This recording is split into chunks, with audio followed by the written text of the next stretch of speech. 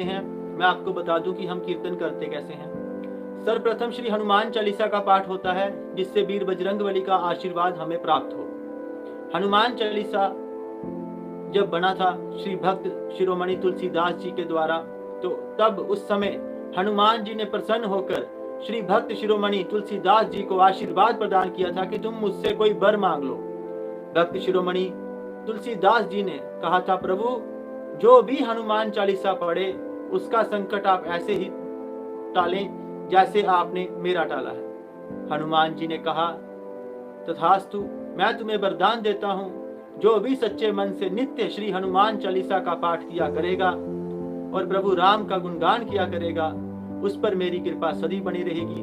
और मैं खुद इस बात का गवाह हूं कि जो भी सुबह शाम श्री हनुमान चालीसा का पाठ करता है, 24 घंटे में एक बार वीर बजरंगबली उसको जरूर देखने आते हैं कि वो कैसी अवस्था में है।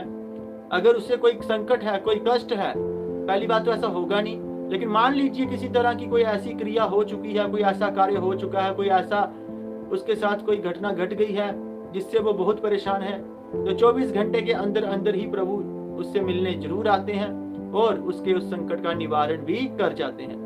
कल युग में कुछ ही देवता हैं, जिनमें से वीर बजरंगबली भी एक हैं, जो हाजिर नाजिर हैं और इस धरती पर ही हमारे बीच ही रहते हैं और हमें हमारे संकटों से मुक्ति प्रदान करते हैं। तंत्र मंत्र यंत्र और तांत्रिक क्रियाओं से मुक्ति पाने के लिए सच्चे मन से हमारे साथ कीर्तन में जुड़िए। बिना कुछ किए घर पे ही आप मात्र कीर्तन में कुछ समय प्रदान करने से ही अपने सभी दुखों से मुक्ति पा लेंगे।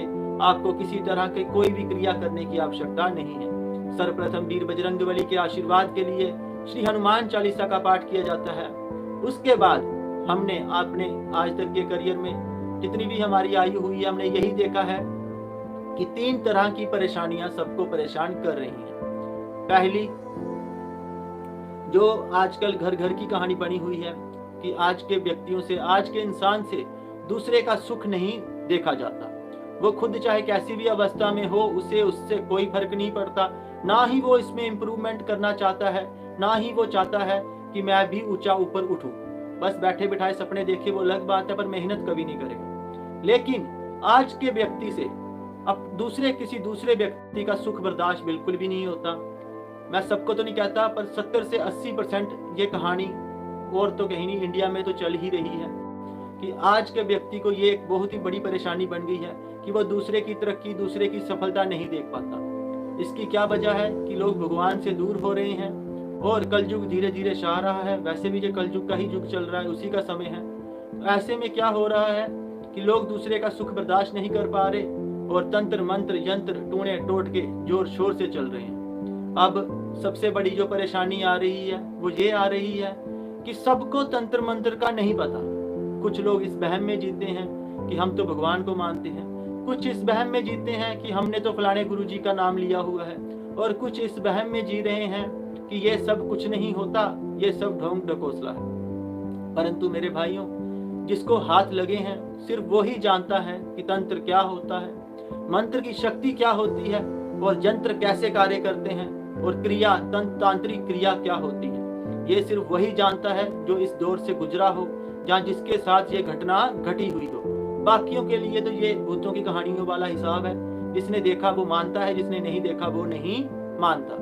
परंतु मैं आपको ये नहीं कहता कि आप इन सब पे विश्वास करो। मैं बस इतना कहता हूँ कि आप सभी अपनी बुलेट प्रूफ मजबूत कीजिए। एक ऐसी जैकेट, एक ऐसी चक्र और एक ऐसी शक्ति अपने ऊपर धारण कर लीजिए, एक ऐसी ऊर्जा अपने ऊपर धारण कर लीजिए कि जिससे मैं ये तो नहीं कहता कि आप अजय हो जाएंगे, आप अमर हो जाएंगे, परंतु इतना जरूर हो जाएगा कि बहुत आसानी से कोई भी आपके ऊपर अटैक नहीं कर पाएगा। जैसे हमारे फौजी भाइयों को जंग में जाने से पहले बुलेट प्रूफ जैकेट प्रदान की जाती है, वैसे ही श्री हनुमान चालीसा और श्री रामचरितमानस के पाठ के पुण्य फल प्रताप से आपके ऊपर वीर बजरंगबली एक ऐसी ऊर्जा, एक ऐसा ओरा, एक ऐसी पॉजिटिव एनर्जी, एक ऐसा चक्र आपके शरीर के चारों तरफ बना दे, जिससे आपके ऊपर किसी भी तरह की कोई नकारात्मक क्रिया और तंत्र मंत्र यंत्र कार्य नहीं करे। ठीक है, अगर वो अटैक होता भी है तो पहला अटैक वीर बजरंगबली के आशीर्वाद से रुक जाए,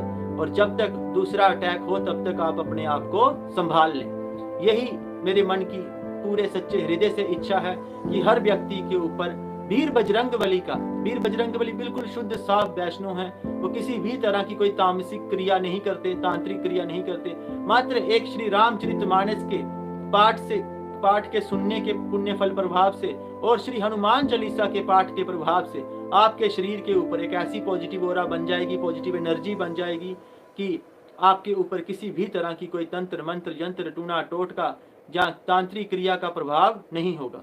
और सिंपल शब्दों में कहें तो बहुत आसानी से तो बिल्कुल भी नहीं होगा। एक बात, अब ये तो हो गया पहली बात, जो इंसान ही इंसान का दुश्मन बना है। अब दूसरी बात आ रही है कि मान लीजिए आपके ऊपर कोई तंत्र मंत्र नहीं है, ना ही अन्य किसी तरह का आपके ऊपर कोई टोटका है, कोई टूना है, लेकिन फिर भी आप देखेंगे कि बहुत से लोग ऐसे हैं जिनका काम धंधा बिल्कुल ही नहीं है। मतलब किसी टाइम पे उनकी बहुत अच्छी दुकानें चल रही थी, पर आज की डेट में दुकानें भी हैं, सब कुछ है, पर काम धंधा बिल्कुल ही बंद है। उनको स्किन की प्रॉब्लम है और घर में कलेश ही रहता है, लड़ाई खत्म ही नहीं होती, कोई किसी से सीधे मुंह बात ही नहीं करता और परेशानियां ही परेशानियां हैं। उसकी क्या वजह है? वो जब जाते हैं तो कहते हैं कि कोई जादू टूना नहीं है, कोई कुछ नहीं है, बच्चे पढ़ाई नहीं करते तो बोलते हैं इनको मस्ती है, पखंड करते हैं, ये है वो है। उन सब की वजह है पितृदोष। जो हमारे घर के बड़े बूढ़े या छोटे जो भी जिनकी मृत्यु हो चुकी है, लेकिन वो मृत्यु उनकी सही आयु में नहीं हुई, वो अकाल मृत्यु में हुई है। मतलब कि अभी उनका समय नहीं आया था, जितनी प्रभु ने आयु लिखी थी वो नहीं आई थी, परंतु किसी वजह से वो अकाल मृत्यु में चले गए हैं। अब ऐसे में क्या है कि सिर्फ उनका जो स्थूल शरीर है, ये जो हड्डियों और मांस से बना हुआ शरीर है, ये ही खत्म हुआ है। उनका जो सूक्ष्म शरीर है, जो उनका आत्मा है, उसकी अभी तक सदगति नहीं हुई। वो अभी यहाँ पे ही प्रेत मलिन कष्टदायी योनि में होने के कारण भटक रहे हैं। अब अगर आप उनका कुछ कर देते हैं तो बहुत अच्छी बात है, लेकिन बहुत सारे लोग हमारे एरिया में भी नामी हो गए हैं, उन्होंने गुरुओं का नाम ले लिया है और ऐसे में वो कहते हैं कि सिर्फ भगवान को ही मानो, इन सबको मानने की कोई आवश्यकता नहीं है। अब भाई आपके नहीं मानने से वो कहीं चले थोड़ी जाएंगे, उन्होंने घूम फिर के कहाँ जाना है, वो घर में ही वापस आएंगे। चाहे आप अपने घर के कितने भी बंधन करवा लें, वो किसी न किसी तरीके से आपके ऊपर परेशानियां कष्ट प्रदान करेंगे ही करेंगे। अगर वो घर नहीं आ सकते तो वो बाहर बैठ जाते हैं, जब आप घर से बाहर जाएंगे तो वो तब आपको परेशान करेंगे। लेकिन कुल मिला के यही है कि जब तक उनकी सदगति नहीं होगी, उनका उचित क्रिया कर्म नहीं होगा, तब तक वो आपको नेगेटिव एनर्जी प्रदान करते ही रहेंगे। अब आप चाहे कितने भी टूने टोटके कर लीजिए, आप चाहे बजरंगबली की पूजा कीजिए, चाहे भैरवनाथ की कीजिए, चाहे माता काली की कीजिए, चाहे वैष्णो देवी की कीजिए, चाहे आप कितने भी बड़े भक्त ओझा या कोई साधु महात्मा भी क्यों ना हो, जब तक आपके पितृ प्रसन्न नहीं होंगे तब तक आपको कुछ भी नहीं मिलने वाला। बहुत सारे लोग गलत तांत्रिकों के पास जाकर क्रियाएं करा के सोचते हैं कि हमने तो इनसे छुटकारा पा लिया। ऐसा कुछ नहीं है। आपके पितरों के पास आपके कुल देवी देवताओं की पूरी शक्ति होती है। आपके पितर जब देखते हैं कि हमारा कुछ नहीं बन रहा, वो सीधा आपके कुल देवी देवताओं के पास जाते हैं और कुल देवी देवताओं से आशीर्वाद प्राप्त करके वो आपके ऊपर फिर जो अटैक करते हैं वो आप सोच भी नहीं सकते। और जब वो बहुत ही ज्यादा परेशान होने लग जाते हैं तो आपने कई बार देखा होगा कि कुछ घरों में हर दिवाली पे, हर होली पे किसी न किसी की डेथ हो जाती है, जहाँ एक की अभी अस्थियां घर से निकली भी नहीं और दूसरे की डेथ हो जाती है, एक के ऊपर एक डेथ होने लग जाती है। ये सब क्या बचा है? ये सब आपके पितरों के नाराज होने का ही कारण है। 100 में से 80% ये चांसेस पितरों के दोष के ही होते हैं। बहुत रेयर चांस होता है कि किसी ने तांत्रिक क्रिया करवाई हो, पर मैक्सिमम चांसेस होते हैं पितृ दोष से।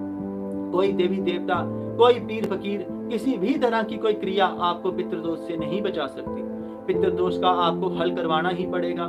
परंतु आज के जमाने में जिन्होंने अपने पितरों को बिल्कुल प्रसन्न किया हुआ है, उनके लिए भी बहुत परेशानी है। क्यों? तांत्रिक क्या करते हैं कि गलत चीजें उनके पितरों के साथ छोड़ के पितरों को मलिन कर देते हैं। पितरों के मलिन होने से उनको फिर से कष्ट होने लग जाता है और पितर उन्हें परेशान करने लग जाते हैं। अब ऐसे में लोग कहते हैं कि हम तो पितरों का सब कुछ कर रहे हैं, हर चीज चढ़ा रहे हैं, हर कार्य कर रहे हैं, हर 6 महीने साल में उनका जो जो बनता है हम दे रहे हैं, उसके बावजूद भी पितर हमें परेशान कर रहे हैं, तो हम क्या करें?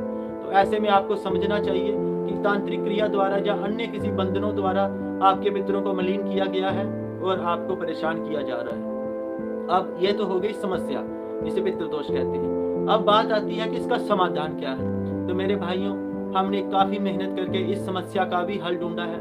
आपको जैसे रामचरितमानस के आशीर्वाद से थोड़े ही दिनों में वीर बजरंगबली का आशीर्वाद प्राप्त होगा और आपका किए कराय से छुटकारा हो जाएगा, वैसे ही हमने सारी क्रियाएं करके देखी और अंत में हमने पाया कि श्री गीता जी के 7वें अध्याय के पाठ के जो पुण्य फल प्रताप है वो इतना ज्यादा है कि उसका कोई भी हिसाब नहीं है, उसका कोई भी तोड़ नहीं है, क्योंकि स्वयं श्री भगवान के मुख से वो शब्द निकले हैं। उसे किसी इंसान ने नहीं बनाया, किसी साधु महात्मा ने नहीं बनाया, किसी भक्त ने नहीं बनाया, उसे किसी इंसान ने नहीं बनाया, उसे किसी देवी देवता ने भी नहीं बनाया, उसे स्वयं परब्रह्म श्री कृष्ण भगवान साक्षात जो परमात्मा स्वरूप है उन्होंने अपने मुख से अर्जुन जी को ज्ञान दिया था। अर्जुन जी का तो बहाना था, असली ज्ञान तो उन्होंने श्री वीर बजरंगबली हनुमान जी को ही दिया था, जो उनके अर्जुन जी के रथ के ऊपर ध्वजा के रूप में प्रस्तुत थे। तो वीर बजरंगबली ने उस ज्ञान को लिया और भगवान ने वो ज्ञान दिया,